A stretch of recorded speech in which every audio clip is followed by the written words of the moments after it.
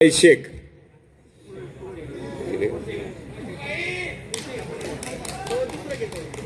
यानंतर राजेंद्रजी खट्टी साहेब यांना विनंती करतो की त्यांनी त्यांच्या भावना व्यक्त कराव्यात.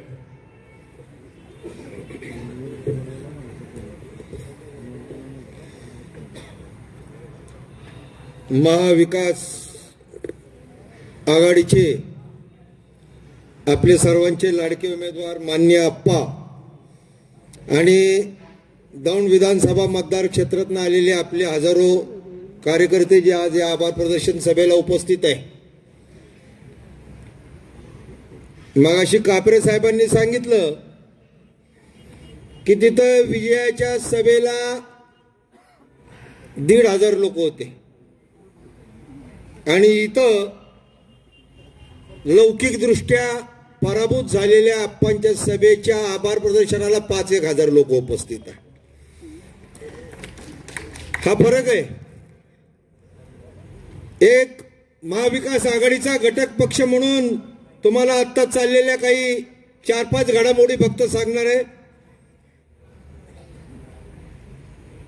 या मतदानामधील आकडेवारी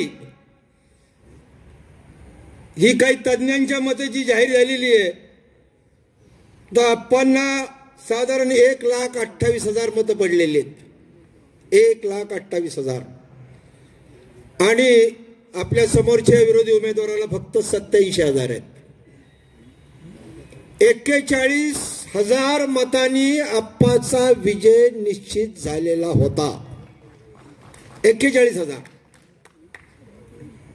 हे कुठलं वेग स्टेटमेंट करत नाही, कारण इलेक्शन संपलेली. वेग स्टेटमेंट करण्याची आवश्यकता नाही. बरेच हजारो कार्यकर्त्यांनी दिवस रात्र आप्पांसाठी काम केलं, तरी सुद्धा आपण पराभूत झालोय. लोक असं विचारतात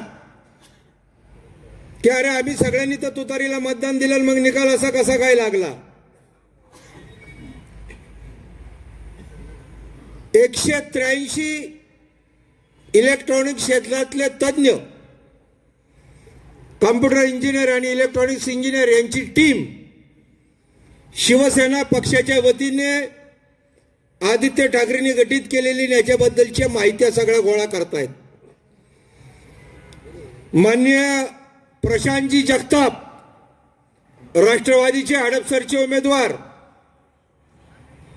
हे माननीय शरदचंद्रजी पवार साहेब यांच्या आदेशावरनं जवळजवळ 37 या क्षेत्रातल्या तज्ञांना घेऊन या ईव्हीएमचा अभ्यास करतायत. आणि माननीय पृथ्वीराजजी चव्हाण आय काँग्रेसच्या वतीने काही तज्ञांना घेऊन अभ्यास करतायत. मग नेमकं काय झालं असावं. अनेकांना शंका आहे. प्रचार ज्या वेळेला निकाल लागला त्याच वेळेला प्रचार सुरू झाला. सगळ्या स्टेटसवर, सोशल मीडियावर आणि विकत घेतलेल्या चॅनलवर पण की लाडक्या बहिणींनी यश दिलं, योगी बाबांनी बटेंगे तो कटेंगेवर मतं दिली. पण या सर्व दादांत खोट्या गोष्टी आहेत.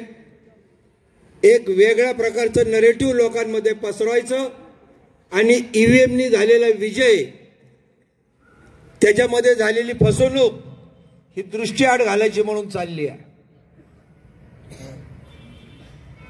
फक्त पवार साहेबांच्या सांगण्यावरून प्रशांत जगताप साहेब 6 पत्रकार परिषद घेणार आहेत. 6.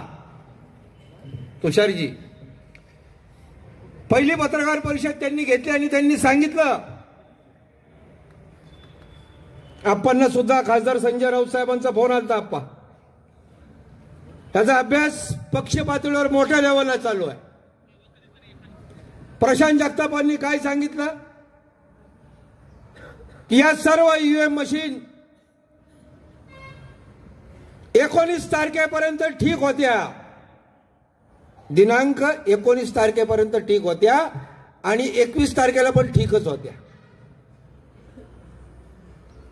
20 तारखेला सकाळी 6:30 वाजता त्याची मॉक ड्रिल होते प्रत्येक केंद्रावर, म्हणजे प्रत्येक पक्षाचे पोलिंग एजंट समोर होते. ही मॉक ड्रिल सुद्धा योग्यच होती. ईव्हीएम मशीन 4 मतं याला टाकली कमळाला तर 4 मतं कमळाला येत होती, 4 मतं तुतारीला टाकली तर तुतारीला येत होती. मतदान चालू झालं 7 वाजता. 7 वाजता ज्या वेळेला चालू झालं त्यावेळेला सुद्धा मशीन योग्य होतं.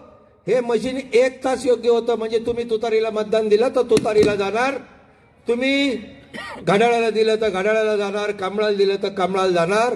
पण ज्या क्षणाला 8 वाजले त्या 8 वाजल्यापासून संध्याकाळच्या 5 वाजेपर्यंत जेवढं मतदान झालं त्याच्यामध्ये महाराष्ट्रातल्या सगळ्या ईव्हीएम मशीन मध्ये 25% सेटिंग लागली. 25%. 25% सेटिंगने किती फरक पडला आपल्याकडं? दौंड विधानसभेला 2,19,000च्या आसपासच्या मतदानाची आकडेवारी ग्राह्य पकडली तर 55,000 मताचं सेटिंग झालं. 55,000. आणि मग या सेटिंग मध्ये काही मतं त्यांची पण असू शकतात, ते पण त्यालाच जाणार. हा सगळा अंदाज कॅल्क्युलेशन करून रमेश अप्पा किमान 41,000 मतांनी निवडून यायला पाहिजे होते. मग ही सेटिंग किती वाजेपर्यंत होती? संध्याकाळी 5 पर्यंत.